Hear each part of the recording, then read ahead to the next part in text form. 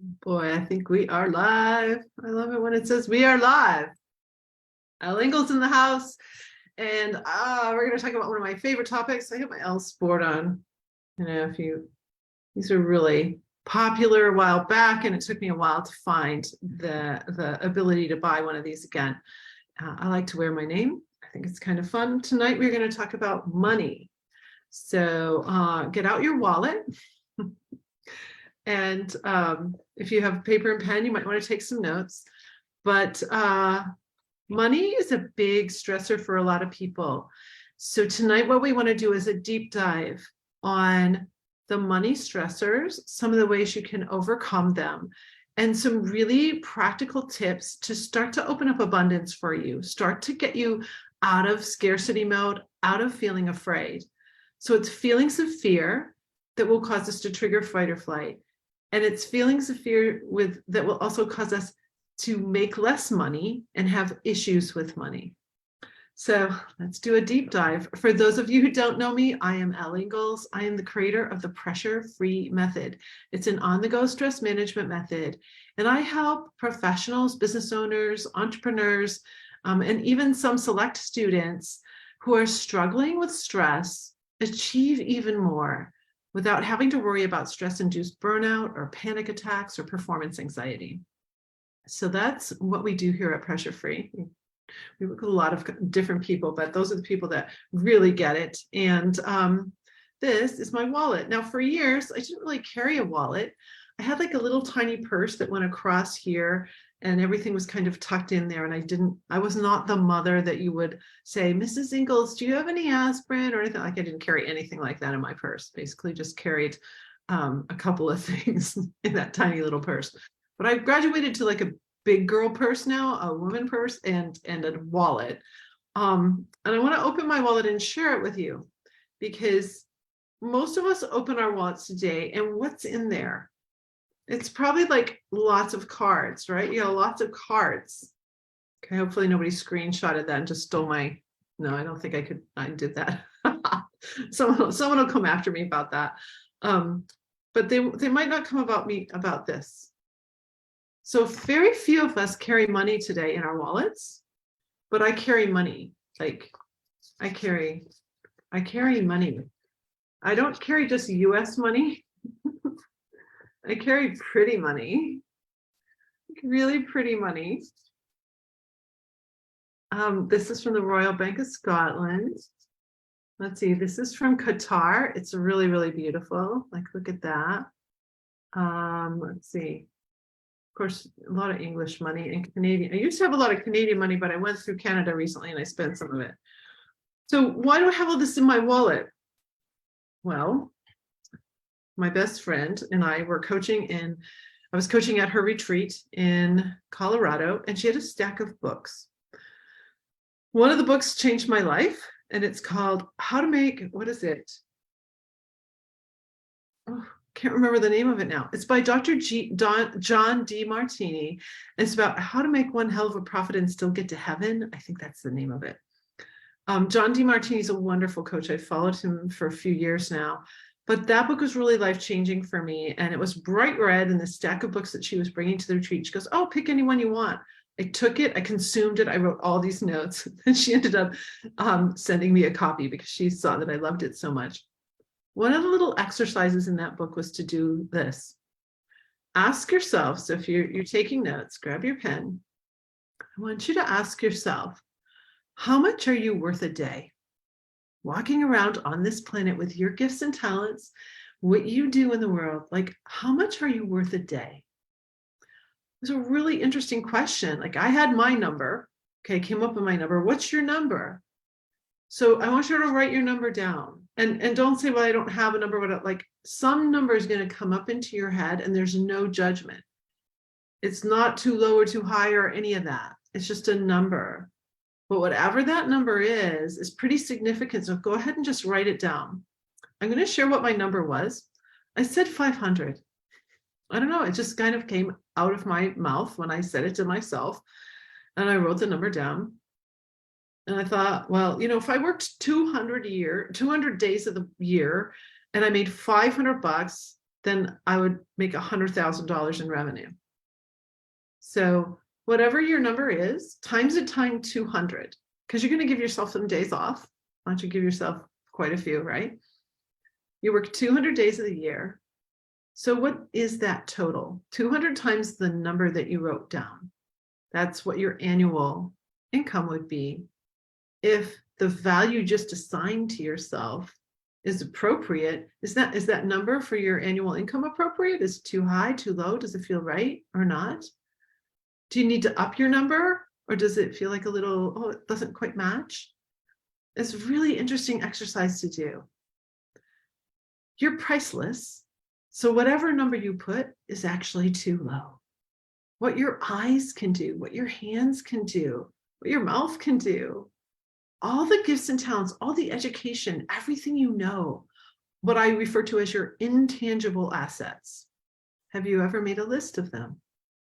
If we made a list of all of your intangible assets, every course you ever took, everything you've ever learned, every sport you ever did, every language you know, like everything that makes up your knowledge base and the things you just do naturally very well, plus your personality traits that are positive ones. Are you a kind person? Are you gentle? Are you strong? Are you a leader? Like, what are your intangible assets? It's from your intangible assets that we create our actual assets. So when you put that number down of how much you are worth a day, and now maybe you've changed it, you've upped it, maybe you've lowered it, but I want you to up it if you can. The next time, well, you probably don't go to a bank very often. I love banks because I'm a banker's daughter. I grew up going into banks every single week to meet all the bankers dressed in exactly the same dress as my sisters and my mother, because she made our clothes and we'd wear little gloves. Like, we'd go into the bank to meet everyone. My dad was a banker, and I'm going to share a little bit about things he taught me. But first, we're back to Dr. John Demartini and this money. So go to the bank, especially if you've been in a while, and I want you to pull out crisp $100 bills. Hopefully you gave yourself worth $100 at least. But if it's only 50, grab a 50. But ask if they can be new so they're not folded. That's kind of cool too. So I want you to pull those out, and I want you to put them in your wallet. And here's the secret: you can't ever spend it. It's really hard sometimes. I did spend it once because we went to a bar that didn't take any money and we only had my $100, but then I went right to the bank and replaced it. We went to watch a Michigan game once. So go ahead and put it in, right? And don't spend it. Spit it out, carry it everywhere you go. Because we don't see money enough today. We're doing everything online or with cards, and we don't actually touch and feel money. Every once in a while, take it out, unzip, take it out, touch it, feel it, see how pretty it is. I have foreign money in here because I wanted, when I did this exercise back in 2018, I wanted international clients. The month that I put that money in, I got a client in Canada who was from Germany and a client in Australia. The very month that I claimed I wanted to have international clients. I had a client in Puerto Rico, but Puerto Rico is technically a part of the United States. So put some money in your wallet, walk around with it, and know in your heart that you're worth more than that. You're priceless. And that gets into making that list of intangible assets. So step 2 of this little process I'm sharing tonight is to sit down sometime over the next week and start making a list of what you know, of the topics you know, and the things you know, and the kindness, the tenderness, like what are all the words that describe you? And know in your heart that no one can take any of that away from you. Those are your intangible assets. They can take away your tangible assets, but not your intangible assets. That's you. That's what makes up you. It is from these intangible assets you create your actual assets. Now, what is an asset? An asset is something you own. Okay, so it could be cash, it could be what's in your wallet. Maybe that's all you own. It could be a bicycle, cars. It could be art, musical instruments. We have several of those around here. computers. It could be, it's really everything you own: a house, a boat, a cabin, a jet. What is it that you actually own? That's an asset. Liabilities are everything you owe. So once you've done your intangible assets, we want to move into your tangible assets and your tangible liabilities. Okay, so what is it that you own? And then what is it that you owe? When you subtract what you owe from what you own, that number is your net worth. I care much less about revenue than I do about net worth. What is your net worth? If you add up everything you own and minus everything you owe, your net worth could be a negative number, especially if you have a lot of student loans or have taken out a lot of loans for your business. You could have a negative number there. Whatever the number is, I want you to get your head out of the sand and actually calculate it. And then I want you to know that that's just your starting point. So relax if you're underwater. Relax if that's a negative number. Relax if that number is not as high as you wish it were. Maybe you're aiming for $1 million in net worth or $1 billion in net worth. Like whatever your aim is, and you're far below where you really think you should be at this point in life. I've felt that for so long. Why is it taking me so long to get where I really want to go? That frustration, I have to let that go. It doesn't build my character to have that. And it doesn't help me attract what I want. So whatever that number is, start tracking it. Track it at least once a month. That's what I find is really ideal. I usually do it in the first week of the new month because pretty much everything has come in and I can just pull up all my accounts and boom, I can create all my assets, everything I owe, and I get my net worth. So that net worth number is so powerful for you to know. I ask my clients often, especially the ones that are struggling with money issues, I go, do you know what your net worth is? Most people say no, they've never calculated it. They don't know. And it's not that hard to calculate because pretty much everything is, online. You just pop up your statements and you can say, oh, well, this credit card has this balance and this mortgage has this balance and this fund has this, you just put it together. So a lot of people get cash and profit and loss, like what's your revenue, your money coming in and your money going out, confused with their balance sheet. What we just did with your assets at the top and your liabilities at the bottom was your balance sheet. So you can write right at the top, balance sheet. Mine actually says Ingalls family balance sheet. It's actually just me and my husband now, but Ingalls family balance sheet. I've been obviously tracing it for years because we had the Ingalls family balance sheet. Now my boys are all grown. Profit and loss, or what you're bringing in, your revenue, your income, and your expenses, that's your budget. That's a totally different deal. And a lot of people have struggled so much with building budgets. It would take me, an hour to 2 hours to really dig into that one with you and really help you with that.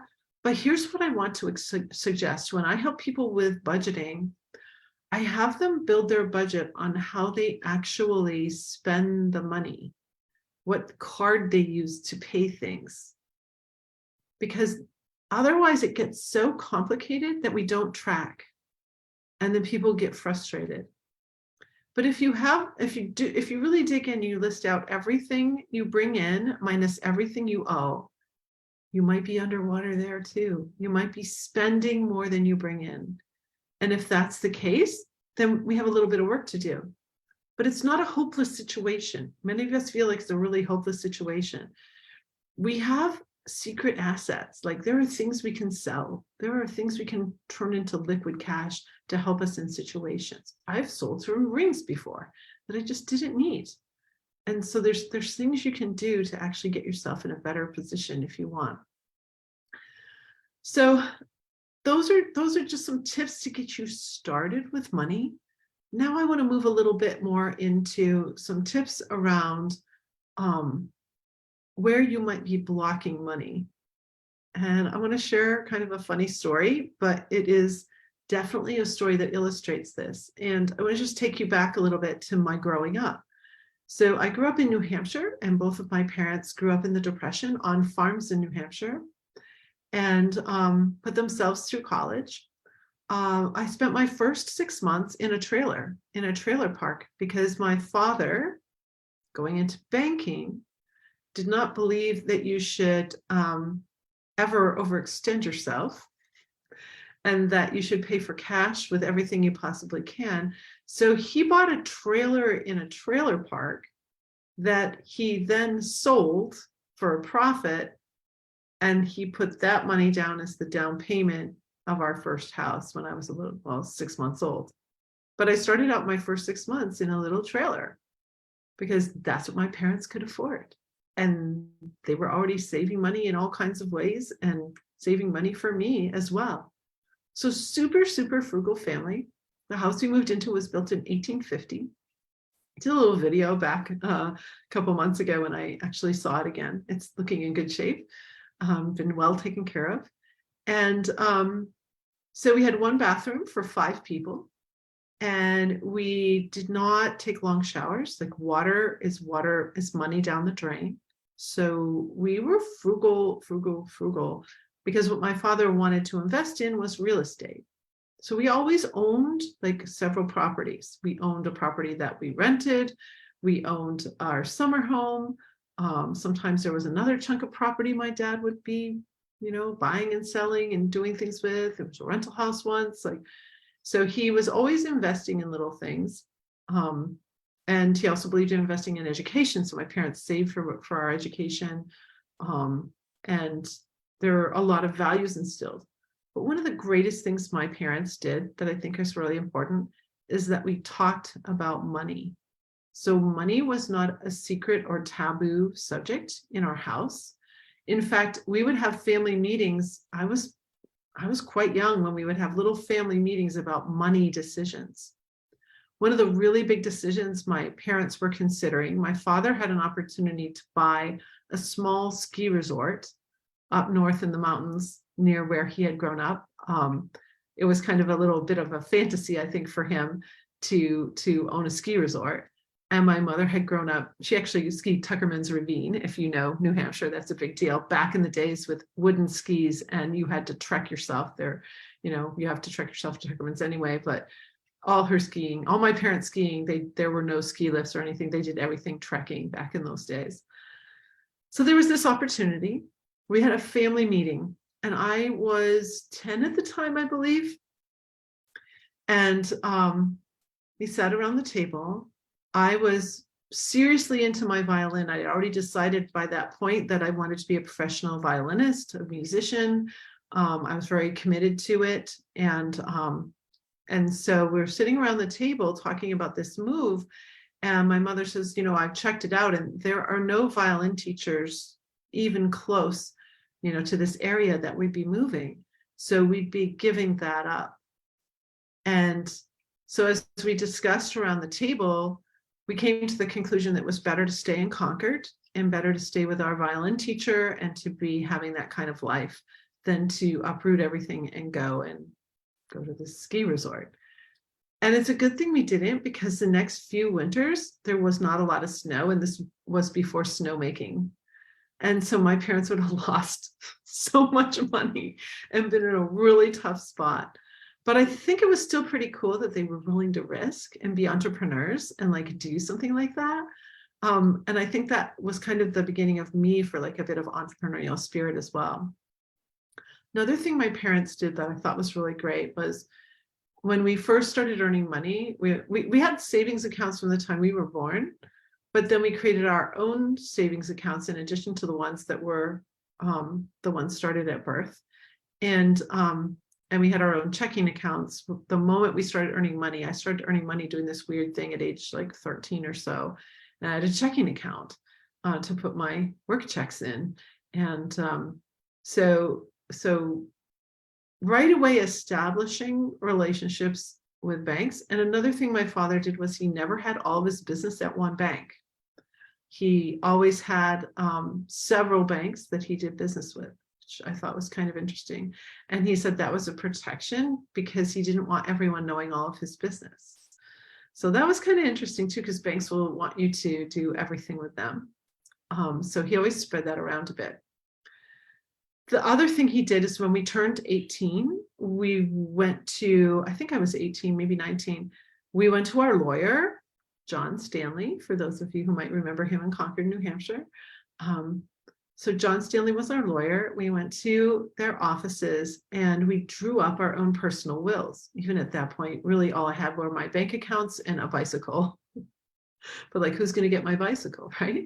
So my parents wanted us to understand the importance of, one, having a relationship with professionals, like the banker. We met the bank manager when we signed up with our accounts, and with our lawyer, so that we would have relationships with professionals who would be taking care of our stuff. And the insurance agent, our insurance agent was a very close friend. So all of those people are important people in our lives, and we were acculturated into that.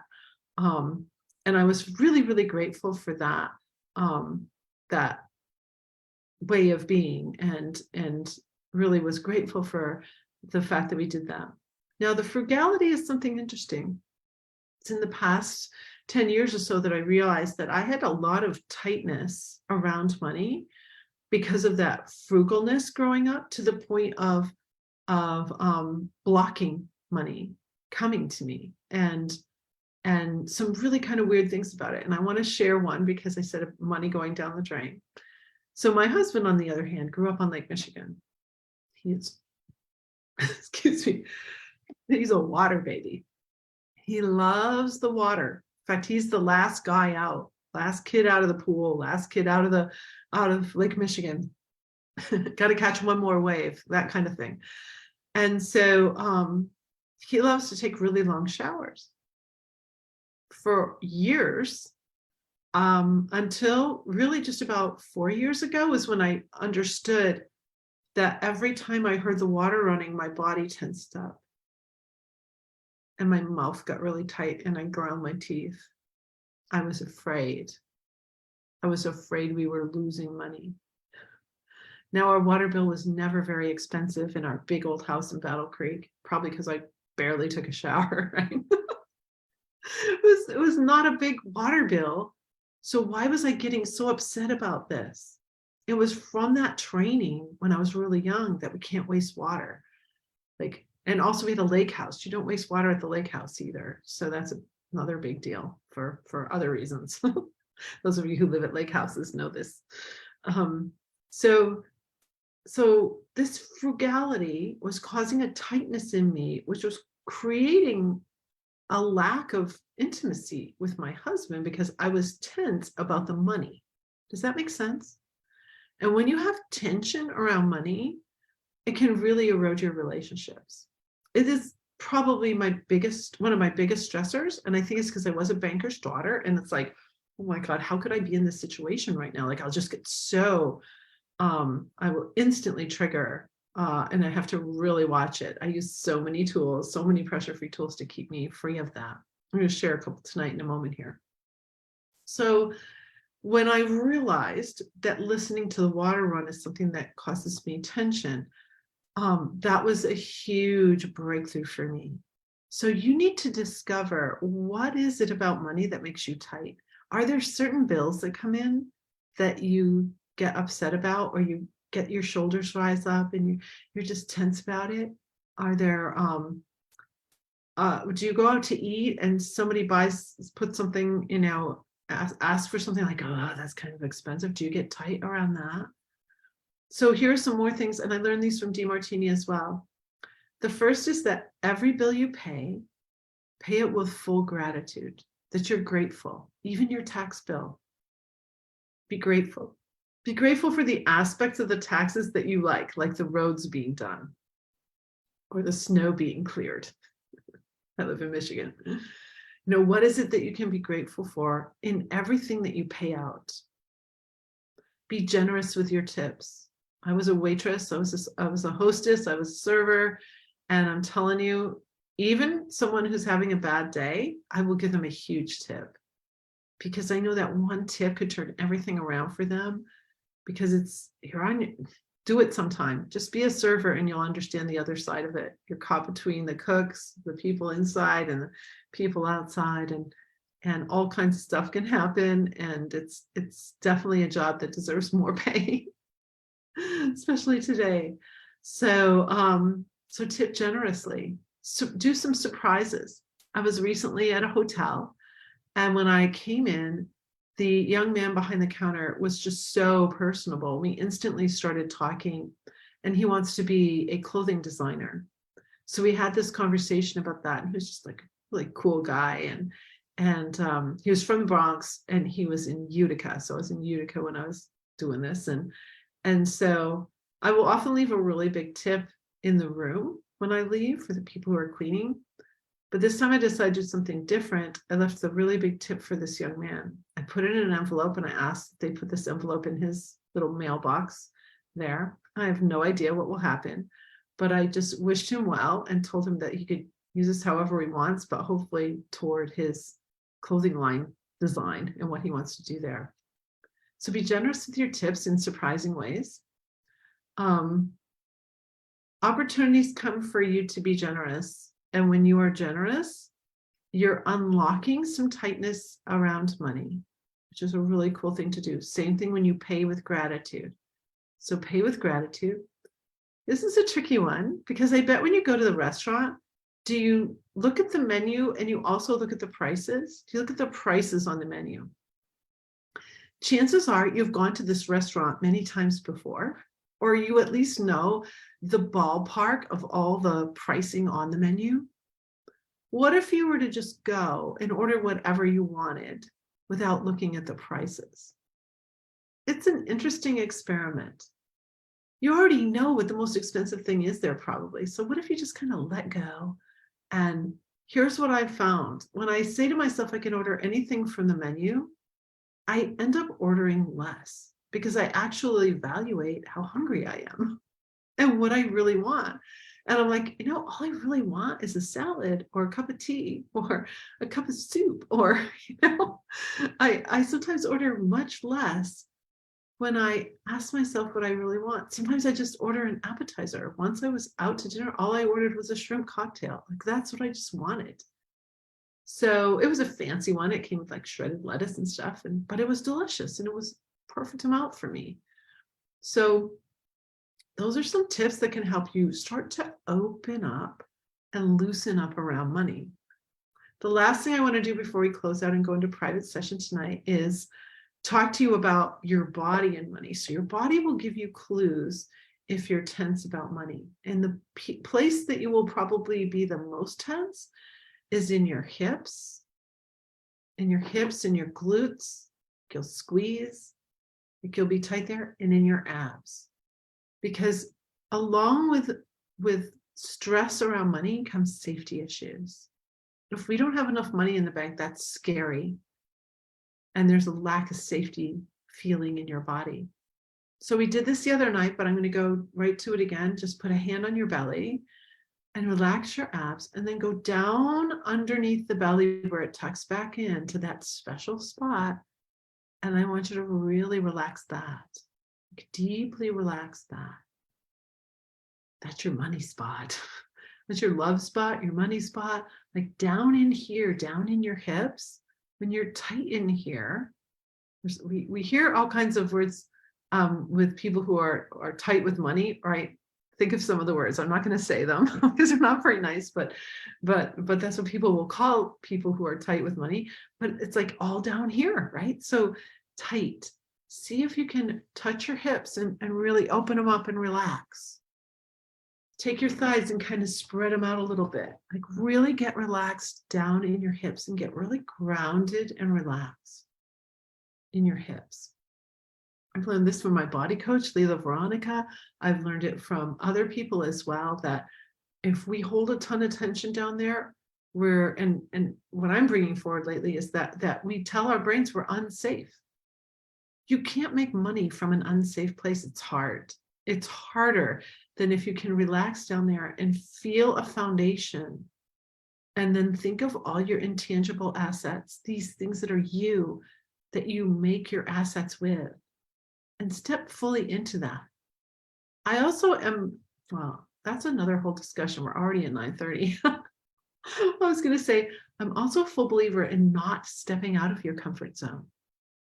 I encourage you to expand your zone and then step, and expand again and then step. When you step out of your comfort zone, you'll trigger fight or flight. And in a fear-based way, you're not fully cognitive, you can't make good decisions, you don't have much willpower, you're not lodging memory, and you can't remember stuff. Excuse me, I almost swore. You can't remember stuff. This is not operating at the highest level. If you really want to walk through life feeling limitless, like the client I was working with today, he said, I feel limitless now. How beautiful is that? Where everything is lit up. You get to step into that. And money is a way that you get to step into that. You get to play with this. Does that make sense? I want you to play with it. Have some fun with it. Have some fun with this tool. Have some fun with your money in your wallet. Don't spend it. Get other money for spending. But start touching money, like tangible. We're very visual, tangible creatures. Touching, we like to touch things. We like to feel things. Right? So touch the money now and then. It's kind of dirty, so wash your hands afterwards. I was a teller. I know this. I just wash my hands all the time because I'm a violinist. I can't stand it when my hands are dirty. So that was when I did use water to wash these hands. I hope you've had fun with this. I hope you've enjoyed it. I hope you take on a couple of these little ideas, maybe build your net worth this weekend, like build a sheet. You can do it on paper. You don't have to do it on computer. You can do it right on a piece of paper. And that is empowering. And really what I want to do here for you is empower you more around your money so that you feel safe and that you can make it and let the flow begin. So have a great pressure-free night, and I'll pause this and we'll go into our private Zoom room. Bye.